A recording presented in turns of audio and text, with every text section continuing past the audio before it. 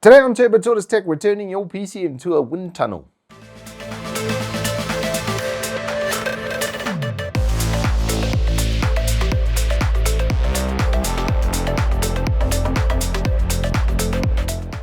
Good afternoon, welcome to Turbo Tortoise Tech. If you're new here, I'm Reese of the 4-piece variety or Wookie Triple XL. And to my left is my actual build. This is my PC in the CH510. This is my main production rig. And I had a couple of issues before. In the last PC that I then saw a way to sort out with this case, and I wanted to tell you all about it so that I could give you simultaneously a tutorial on how to create the best airflow and get the best performance out of your PC with the lowest noise factor. That's always going to be our goal, isn't it? It's not nice to sit with a virtual pool pump next to you on the desk.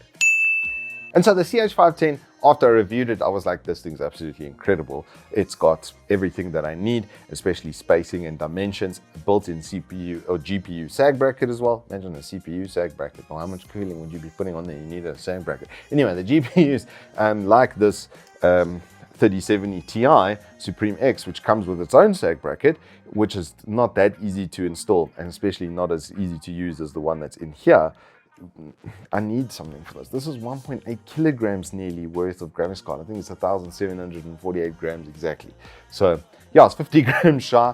Add in 2 power supply cables into there and you basically are at 1.8 kilograms worth of GPU. So all of that to be supported off that, and just a backplate trying to hold it up over time, and you know, it's maybe bouncing around inside your case while you're going to and from events or something like that.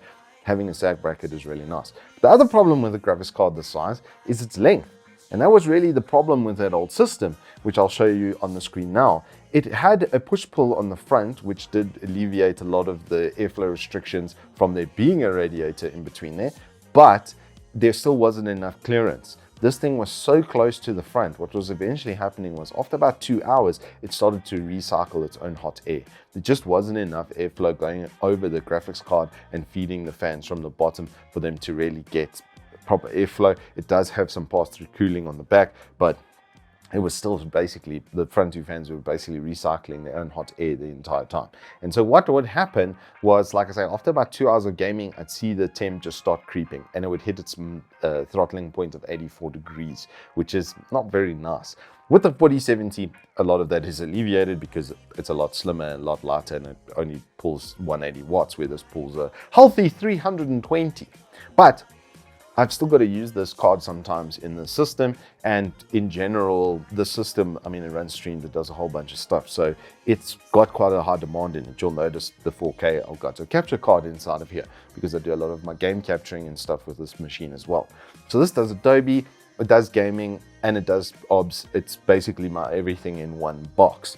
So the reason that this case now alleviates a lot of those problems is because it's got a completely open front intake, and I've moved the cooling to the top. And this is generally going to be the best setup, honestly, for your system, for a number of reasons. One is a lot of that air that's coming direct in from the front over here is going to be able to feed those fans underneath the GPU. And this has pass-through cooling as well, so it's all going to get sucked up through the big 140s up top, because your boy's got a 280 more rad, you know, because I'm a wild child.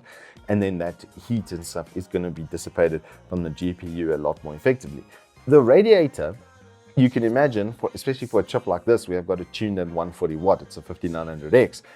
It's super overkill. This is a 250 watt cooler, so I can run it with a lot less fan curve and get the same performance. And even with that bit of hot air coming through the top over there, it's got a direct feed in from this fan directly into the primary fan at the front over there. So that's going to alleviate a lot of the temperature and heat from that environment. Then the 120 at the back to take out is any excess heat and stuff that would be dissipating and coming up from the GPU. Because there's quite a lot of clearance between this and the front window, that air can actually come out the side of the graphics card and out the back very, very easily. And there's going to be a lot more airflow going around the GPU. In general, your cooling performance is going to be dictated by how fast you can get air over the components and how fast you can take it away.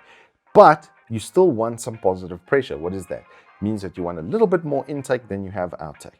And the reason for that is all of these kind of mesh surfaces that are open like this are going to have some positive pressure pushing out from them, and it's going to reduce your dust buildup. It's going to mean that there's going to be a lot less dust going and getting stuck in like your exhaust areas, like up top over here, and then all of the dust is going to be on the front removable mesh, which is much easier to access and clean than it is to get into the rest of the system and get in through the fans over here, into the radiator and get onto the back of the radiator.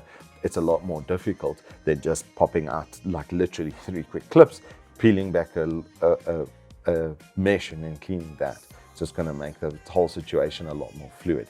In general, doesn't matter if you've got an air-cooled build or a water-cooled build, you're going to want more intake than exhaust.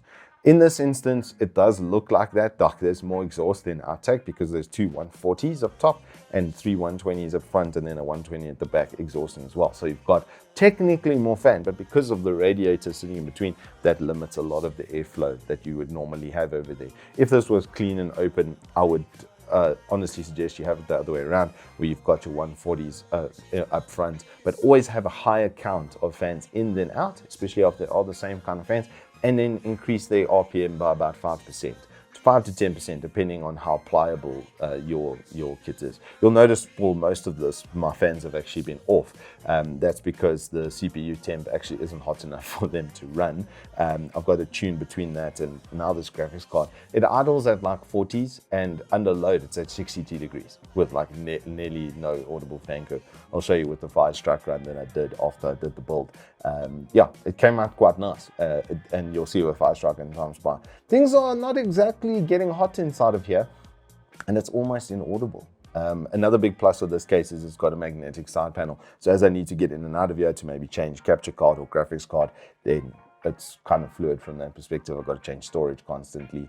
This machine is kind of stacked, okay? It's got dual NVMe, a 2 TB spinning, a 4 TB spinning, a 4070, a 1000 watt power supply. Like, it's a beefy child, and being able to just cool my stuff properly without like having to have exceptionally high fan curve just to service that the graphics card, because the air can actually get underneath now and around the front. I always liked the push-pull intake. It did generally work pretty well for me, especially if it was like a front mesh. And on my old Fantex case, I just drilled out the front panel so that it would then have airflow.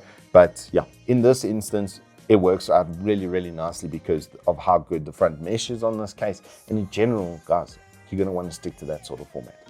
A lot of case manufacturers are selling like that, where they've got 3 in and 1 out. That's not by mistake. It's supposed to be like that so that you get that positive pressure in any case. And it's very nice to see a lot of manufacturers actually moving away from front mount radiator support only to rather having it on top.